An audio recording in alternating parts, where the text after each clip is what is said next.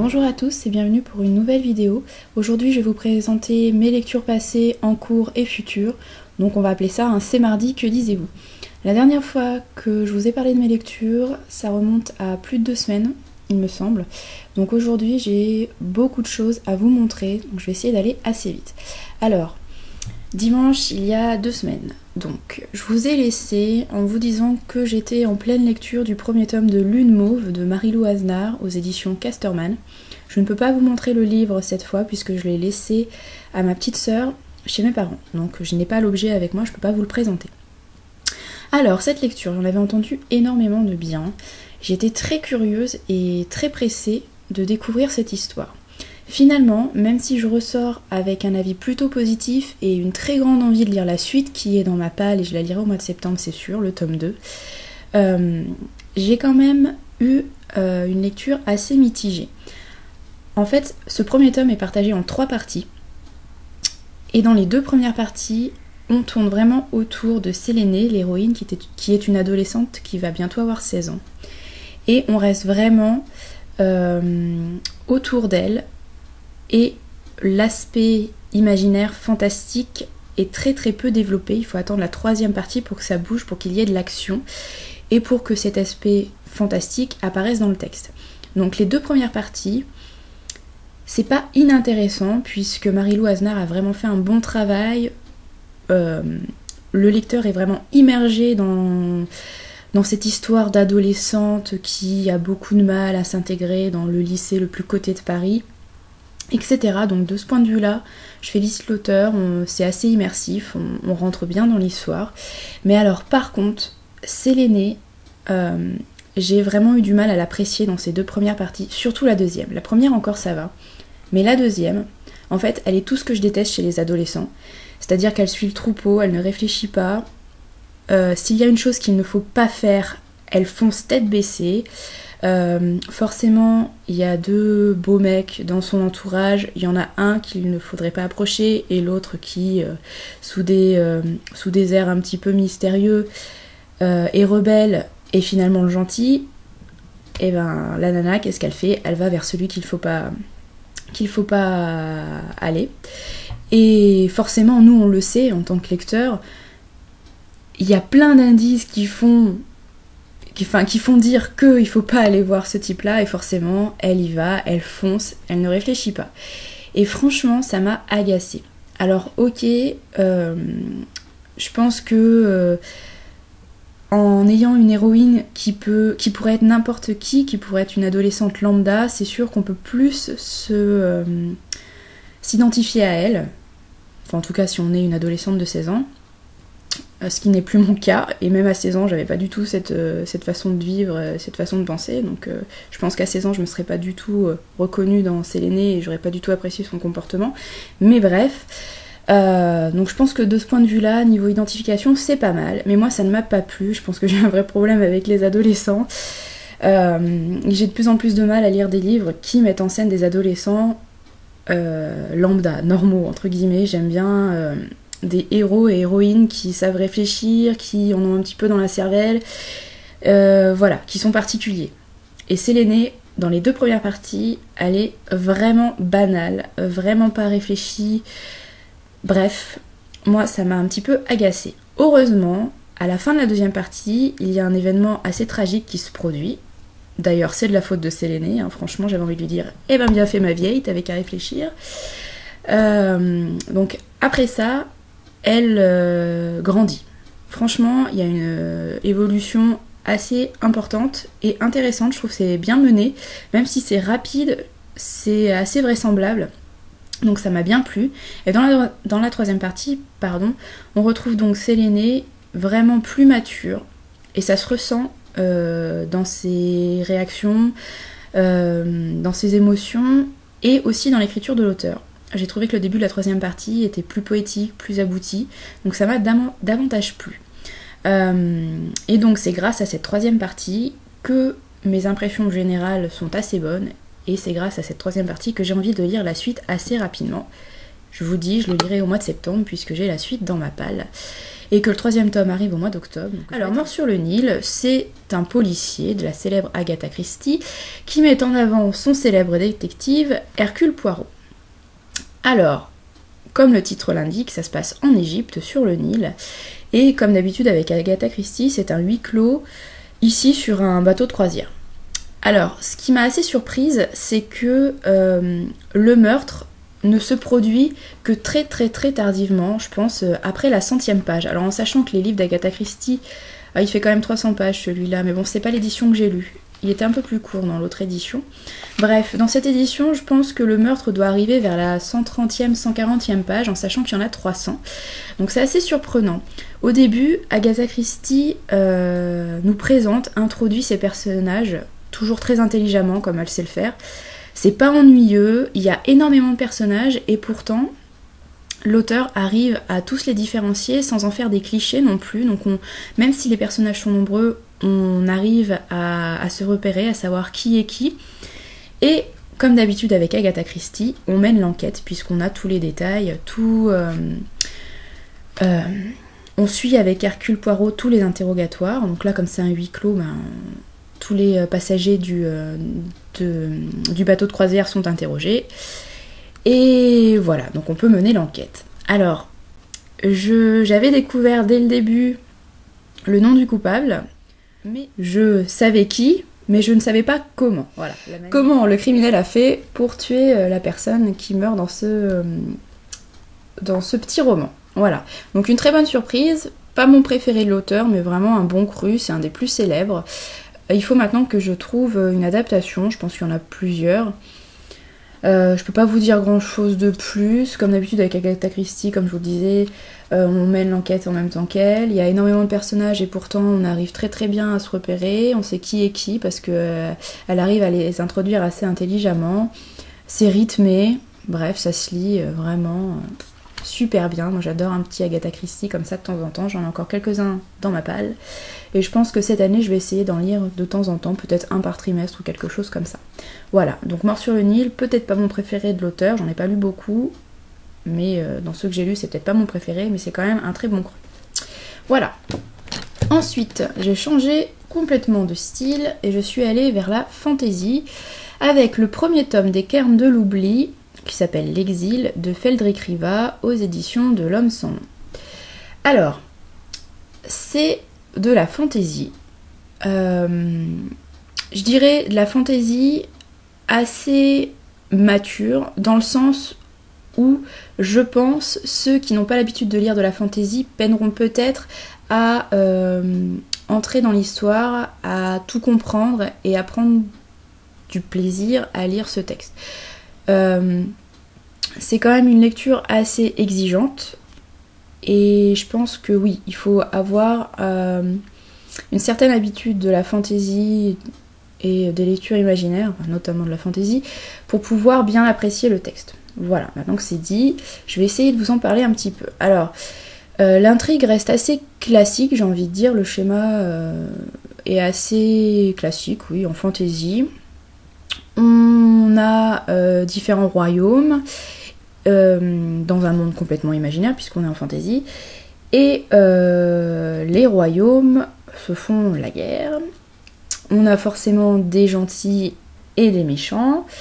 Qu'est-ce que je peux vous dire? C'est pas facile de résumer cette intrigue puisque la particularité de cette histoire c'est qu'il y a plein de personnages et qu'en fait on les suit tour à tour du point de vue interne, donc avec le jeu. À chaque chapitre, on a un personnage différent et on est dans sa tête, on suit son aventure. Donc à chaque fois, il faut un petit peu faire une gymnastique de lecture pour se remettre les idées en place et retrouver qui on suit, où il en est lui de son côté de l'aventure, etc. Alors c'est plutôt bien fait puisque chaque personnage a une façon de s'exprimer assez différente. C'est pas mal marqué pour certains personnages. Je pense à Téléran, je voudrais pas dire de bêtises, j'espère que c'est bien comme ça qu'il s'appelle. J'ai vraiment du mal avec les prénoms en fait, je lis tellement de livres. Voilà, Téléran, le vieux sage. Donc lui en fait il a une façon de s'exprimer assez particulière, assez ancienne on va dire, donc on reconnaît bien, quand ce sont des chapitres qui lui sont dédiés, on reconnaît bien. Il y a aussi un ancien roi qui s'appelle, alors là, je sais pas si je vais retrouver le nom, je pense que c'est imprononçable. Non, Ulnor, ça va, c'est assez facile à prononcer. Donc le roi d'antan, vous voyez, il est appelé comme ça. Lui aussi, il a une façon de s'exprimer assez reconnaissable. Bref, il y a plein de personnages, surtout des masculins d'ailleurs. Et donc on va suivre leurs aventures, chacun de leur côté. Et au final, évidemment, tout est lié, tous les personnages qui étaient partis chacun de leur côté au début, au cours de l'histoire, vont se réunir au même endroit. Je vous en dis pas plus, puisque ça se passe dans les derniers chapitres. Voilà, donc ça reste assez classique au niveau de l'intrigue. C'est une lecture plutôt exigeante, je dirais, mais une fois qu'on est entré dans l'histoire, il m'a fallu environ, je pense, une 50aine de pages pour arriver à repérer qui est qui, quel est le rôle de chacun dans l'histoire, et un petit peu où on va. Je pense qu'il m'a fallu une 50aine de pages. Une fois que j'ai réussi à intégrer tout ça, ma lecture a été assez fluide et j'avais envie de lire la suite. Surtout que les chapitres sont assez courts quand même. Et comme à chaque fois on passe à un personnage différent dans une situation différente, on a très envie de continuer pour retrouver le personnage qu'on avait suivi quelques pages avant, puisque forcément les chapitres se coupent à chaque fois à des moments clés, donc on a envie de passer pour connaître la suite de l'histoire tout simplement. Donc c'est assez addictif, il y a quand même quelques longueurs je pense, peut-être quelques passages qui n'étaient pas forcément nécessaires, mais dans l'ensemble c'est quand même assez bien écrit. Alors je le répète, une lecture quand même assez exigeante, je le mettrai pas dans toutes les mains et je le mettrai pas dans les mains de quelqu'un qui veut commencer en fantasy, pas forcément évident. Mais par contre pour ceux qui ont l'habitude et qui ont envie de découvrir une nouvelle trilogie plutôt sympa, aboutie, avec un univers bien pensé. À la fin d'ailleurs il y a tout un glossaire. Donc là c'est toute la liste des personnages. Le glossaire avec tous les termes. Et vous avez les cartes aussi. Donc je vous montre rapidement. Donc le monde est assez abouti, c'est plutôt sympa. Donc pour ceux qui sont habitués à lire de la fantasy, ça peut être une trilogie intéressante pour vous. Pour ceux qui veulent découvrir, je ne conseillerais pas pour un premier livre en fantasy. Voilà, une bonne découverte, j'attends la suite. Voilà, rien de plus à dire, je vous en parle plus en détail dans ma chronique qui j'espère sera moins brouillonne. Ensuite, L'âge de raison, donc le deuxième tome du journal de Bridget Jones d'Helen Fielding, c'est la suite du célèbre journal de Bridget Jones que beaucoup de gens connaissent, les deux tomes ont été adaptés en film. Alors si j'avais plutôt bien aimé le premier tome, et si je suis assez fan des films, même si je ne veux pas les regarder tout le temps, mais bon c'est assez amusant et ça me plaît toujours de les regarder, j'ai vraiment été déçue par ce deuxième tome. J'ai trouvé ça interminable. Heureusement que ça se lit facilement, parce que je pense que sinon j'aurais abandonné. Ça fait quand même 400 pages, et 400 pages dans lesquelles je trouve il ne se passe pas grand chose d'extraordinaire.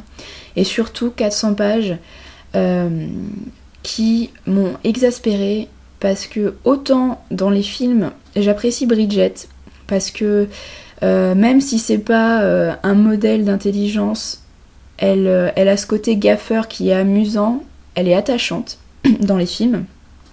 Mais ici, dans ce roman, je trouve qu'elle est juste stupide. Vraiment, Bridget, c'est une anglaise, mais c'est même pas l'anglaise moyenne, c'est vraiment l'anglaise qui... elle est même plus gaffeuse dans le livre, c'est même plus des gaffes amusantes, c'est vraiment qu'elle est stupide, elle est bête, je trouve pas d'autres mots. Mais dans tous les domaines, ce qui m'a le plus marqué, c'est qu'elle est incapable de situer l'Allemagne. Enfin, elle habite en Angleterre, donc l'Allemagne, c'est pas non plus un pays hyper difficile à placer sur une carte, je pense. On lui aurait demandé où était l'Azerbaïdjan, j'aurais pu comprendre qu'elle ne sache pas, mais bon, l'Allemagne, bref. Donc c'est des petites choses comme ça. Elle peut pas ouvrir la bouche sans balancer une énormité. Bref. Alors, ajouter à ça des situations qui sont vraiment de plus en plus abracadabrantes. Si Bridget avait juste été gaffeuse, mais à cause de ça avait eu une certaine répartie, etc., comme dans le film, je trouve, les situations abracadabrantes auraient été amusantes. Là, je trouve juste que c'est lourd, et que franchement, voilà, il n'y a qu'à Bridget qui peut... que des situations pareilles peuvent arriver, parce que vraiment, elle le cherche. Elle est tellement stupide que forcément ça tombe sur elle. Bref, donc c'est un journal, donc il y a des entrées comme dans un journal intime, vous voyez, avec à chaque fois la date, tout ce qui se passe. Donc là forcément je vous donne un exemple où il n'y a pas le petit chapeau, la petite en-tête pour présenter sa journée. En fait, la spécialité de Bridget, c'est à chaque entrée, ou presque, vous avez vu que c'est pas systématique, elle va nous donner son poids, nous donner le nombre de cigarettes fumées, le nombre de verres d'alcool ingurgités. Et alors là, je ne me souvenais plus, ça ne m'avait pas marqué dans le premier tome, alors dans ce deuxième tome, ça me choque particulièrement, c'est que selon Bridget, ou selon Helen Fielding, l'auteur, une nana qui fait 58 kilos est un tonneau, est un boudin. Donc forcément, enfin oui, c'est sûr que si Bridget fait 1m50 pour 58 kg, je peux comprendre qu'elle se sente un petit peu enveloppée. Mais je pense que pour une nana de taille moyenne, c'est-à-dire, bon, on va dire 1m65, je pense que c'est la taille moyenne, 57-58 kg, ça me semble très acceptable. En tout cas, j'espère, puisque je fais moins d'1m65 et je fais plus de 58 kg, mais je ne me sens pas comme un tonneau. Enfin, j'espère. Enfin, l'important, c'est d'être bien dans sa peau, de toute façon. Mais enfin, c'est pas que ça me choque, mais je trouve que c'est dans un best-seller, à chaque entrée de journal, donc pratiquement toutes les pages, insister sur le fait que 57-58 kilos, c'est horrible, c'est gros, elle est pleine de bourrelets, etc. Enfin, pour moi, ça va pas. Je veux dire, il y a des choses qui peuvent influencer des personnes fragiles, et je pense qu'une nana qui va lire un journal comme ça, dans lequel, s'il y a 150 entrées, 150 fois, elle va lire que 57 kilos c'est énorme, je pense que ça peut avoir des répercussions sur des personnes qui sont fragiles. Donc bref, enfin, je trouve ça assez choquant, ouais, je trouve pas d'autres mots. Bref, voilà, donc un deuxième tome, je pense qu'on peut oublier très vite, qui n'a aucun rapport avec le film, que j'ai revu très récemment, enfin j'ai revu que la fin, mais vraiment il n'y a pratiquement rien à voir. La seule scène qu'on retrouve dans le film qui est dans le livre, c'est le voyage en Thaïlande et le moment où Bridget est en prison, puisque forcément c'est sa copine qui se fait séduire par un type qui fait passer de la drogue dans le sac de Bridget, et forcément Bridget se fait arrêter à l'aéroport et finit en prison en Thaïlande. Voilà, donc c'est à peu près la seule chose qu'on retrouve dans le film. Vraiment, je pense, vous pouvez vous contenter du premier tome, qui est un bon souvenir, pour moi en tout cas, et vous pouvez vous contenter des films aussi, qui offrent une héroïne beaucoup plus amusante, je trouve, avec de la répartie, qui même si elle est gaffeuse n'est pas complètement stupide et ridicule, alors que là dans ce livre c'est vraiment la sensation que ça me donne.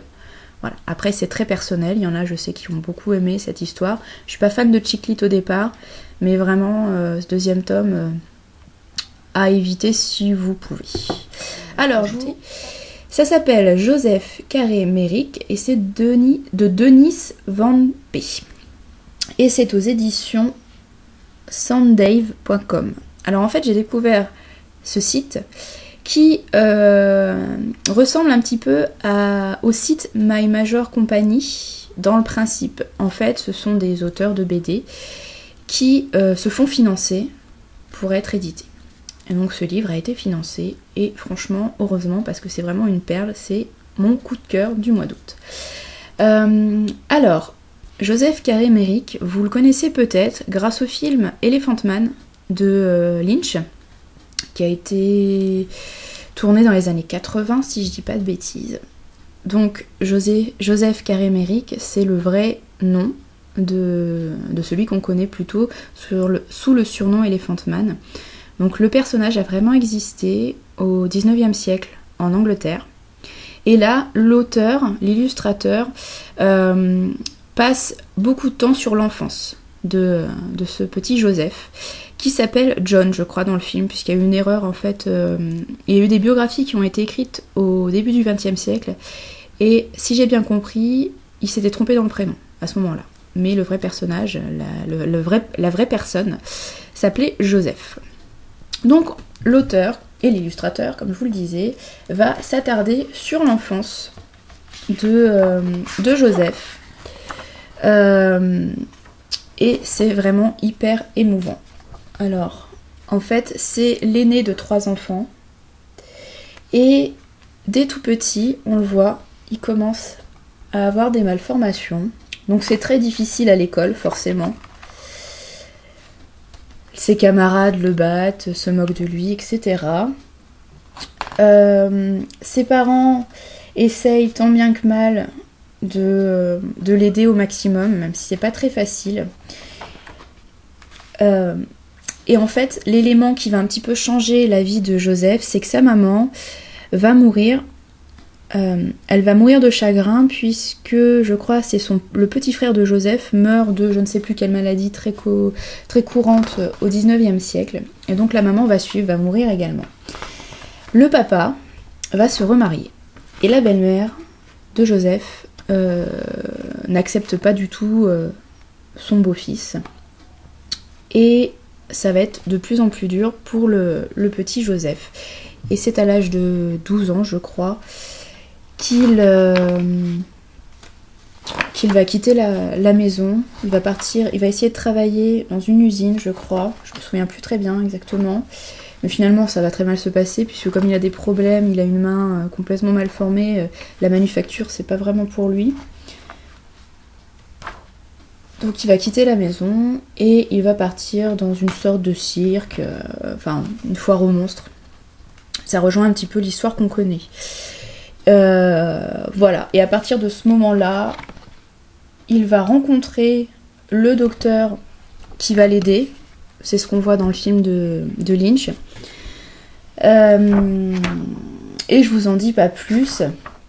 C'est assez sombre comme histoire, vous voyez d'ailleurs, toutes les planches sont entourées de noir. C'est assez sombre, c'est vraiment hyper triste. Enfin, moi j'ai failli verser ma petite larme plusieurs fois. C'est vraiment un coup de cœur, très très émouvant. La seule chose que je peux reprocher, disons, enfin c'est même pas un reproche parce que je comprends pourquoi, c'est que je trouve que la fin est très vite expédiée. Mais c'est pas forcément un reproche puisque l'auteur-illustrateur voulait dès le départ vraiment se concentrer sur l'enfance de Joseph et pas sur ce qu'on connaît dans le film de Lynch. Donc c'est pour ça qu'en fait on va avoir, je dis peut-être une bêtise, mais une trentaine de planches sur son enfance-adolescence et 5-10 planches, même pas, sur ce qui se passe avec le docteur qui va le prendre sous son aile et sur la fin de sa vie. Et c'est un petit regret parce que j'aurais voulu que ça dure plus longtemps, mais je comprends le parti pris de l'auteur qui a voulu vraiment se concentrer sur l'enfance de Joseph. C'est vraiment hyper intéressant. Donc en fait, maintenant que j'ai lu cette BD, que je vous conseille vraiment fortement, c'est vraiment super bien, j'ai très envie de lire une biographie qui a été écrite sur Joseph. Je sais plus chez quel éditeur c'est. Je l'ai vu d'occasion pas cher sur Amazon ou sur Price Minister, donc je pense que je vais essayer de l'acheter dès que possible, dès que j'aurai un petit peu de sous, parce que vraiment j'ai très envie d'en savoir plus sur Joseph, que je ne connaissais qu'à travers Elephant Man, avant de découvrir cette BD. Voilà, donc hyper bien, franchement, si vous avez l'occasion, n'hésitez pas, je trouve que le fond est super intéressant, très émouvant, mais la forme, l'illustration, le dessin est aussi très bien. Voilà, donc allez faire un tour sur le site. N'hésitez pas à feuilleter le livre si jamais vous le trouvez en librairie. Franchement, ça vaut le coup. C'est vraiment, je pense, mon coup de cœur du mois d'août, ce que je retiendrai. The Pride and Prejudice de Jane Austen, toujours en anglais, toujours en VO. J'avance pas vite puisque c'est une lecture commune et qu'à chaque fois on doit attendre tout le monde. Donc en fait, je trouve c'est un petit peu perturbant parce que... Bon, moi ça va parce que je connais l'histoire par cœur. Donc c'est pas... Enfin, même si ça m'embête d'attendre 10 jours à chaque fois pour reprendre ma lecture, mais ça va, je suis pas trop coupée dans mon élan, mais je me mets à la place de ceux qui découvrent l'histoire, de ceux et celles qui découvrent l'histoire pour la première fois, et qui, à chaque fois, doivent attendre 10-12 jours pour pouvoir reprendre leur lecture. Je suis pas sûre qu'ils et elles savourent vraiment ce grand roman qui pourtant doit être savouré. Donc bon, bref, tout ça pour dire que je continue. Je vais vous le présenter encore pendant pas mal de vidéos, je pense, mais j'aimerais bien avancer un maximum. Tant pis pour le rythme imposé par la lecture commune, je pense que je vais y aller à mon rythme pour pouvoir enfin terminer le livre. Et faut arrêter de vous le présenter en vidéo, même si c'est un plaisir d'être dans Pride and Prejudice. Ça fait maintenant presque un mois qu'on est dessus, et j'en suis même pas à la moitié encore. Donc voilà, j'ai envie d'avancer vite. Tant pis pour la lecture commune. Je vais commencer. Un monde idéal où c'est la fin, de J.S.K. aux éditions Seconde Chance. Alors en fait, c'est un recueil de très courts textes, on peut même pas appeler des nouvelles, puisque la plupart des textes, vous voyez, font une seule page. Et en fait, ce sont des réflexions qui commencent par... Enfin, le titre, c'est Un monde idéal où... Et à chaque fois, la suite varie. Donc je pense que c'est des petites réflexions un petit peu graves ou amusantes sur ce qui se passe si dans un monde idéal il y avait... Voilà, donc je vous en parle plus la prochaine fois. Ce que j'ai lu hier, j'ai aucun souvenir, donc j'ai lu 2 pages, je les reprendrai aujourd'hui. Voilà, je vous en parle plus la prochaine fois. J'ai prévu de lire, dans les semaines à venir, un thriller, Thérapie de Sebastian Fitzek au livre de poche, qui a eu beaucoup de succès quand il est sorti. Ma mère l'a lu là pendant les vacances, elle l'a dévoré en 2 ou 3 jours, elle a adoré.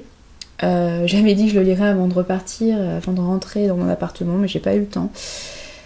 Donc là il est prévu juste après, j'ai très envie de lire ce thriller, de découvrir cet auteur. Voilà, je vous en parle plus très vite, il est assez court. Si ma mère l'a lu en 2-3 jours, je pense que si j'ai le temps, je peux le lire très rapidement également. Voilà. Et le dernier livre que j'ai prévu de lire dans les jours à venir, c'est le 2e tome de La Dernière Terre de Magali Villeneuve, aux éditions de L'Homme sans nom. Et ce tome 2 s'appelle Des certitudes. Voilà, j'ai le petit livret qui va avec des illustrations très jolies. Dernier livre que je veux lire, je l'avais prévu dans mon planning des vacances. À mon avis, il passera pas au mois d'août, ça va être un petit peu dur. Tant pis, je ferai le bilan de ce que j'avais prévu, de ma palle des vacances, ce que j'avais prévu de lire pendant les vacances. Vous verrez, j'ai vraiment respecté mes envies, mais comme il y a eu des lectures qui sont arrivées en plus pendant ces vacances, il y en a certaines comme celle-ci qui étaient prévues au départ, qui seront un petit peu décalées et qui passeront sans doute début septembre. Voilà, dernier livre que j'ai prévu. Je m'arrête là, c'est déjà assez long, j'espère que j'ai pas oublié de livre. Normalement tout est là, tout est bon. J'ai commencé de tourner une vidéo pour vous présenter mes bibliothèques, ce que la blogosphère appelle un bookshelf tour. Malheureusement, comme je suis obligée de tourner avec mon appareil photo parce que je me vois pas du tout tenir mon ordinateur portable avec la webcam, c'est pas très pratique, surtout que j'ai plus de batterie donc mon ordinateur est toujours branché sur secteur, donc faire le tour de l'appartement avec un fil trop court ça serait très compliqué. Bref, j'avais commencé avec mon appareil photo, mais 2 problèmes.